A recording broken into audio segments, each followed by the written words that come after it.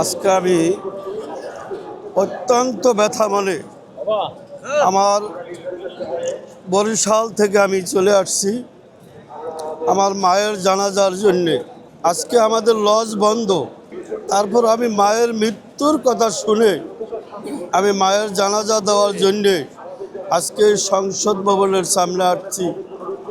আমাদের অকুল আহত মা বেগম, তিনবারের প্রধানমন্ত্রী দেশ নেত্রী বেগম খালেদা জিয়াকে স্বৈরাচার হাসিনায় নির্যাতন করে আজকে আমার মাকে মৃত্যুর মুখে আনছে।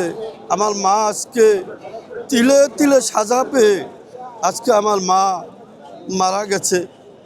আমার মায়ের জন্যে দেশবাসী সকলের কাছে আমি দোয়া চাই। আমার মায়ের জন্যে সকলে দোয়া করবেন, আমার মাকে যেন আল্লাহ পরকালে জান্নাতবাসী করে, এটাই আমি আল্লাহর কাছে কামনা করি। আর এই বাংলার মাটিতে যেন আওয়ামী লীগের স্বৈরাচার হাসিনার বিচার দেখে যেতে পারি, সেটাই আল্লাহর কাছে আমি কামনা করি। এটাই আমার কথা। আসসালামু আলাইকুম।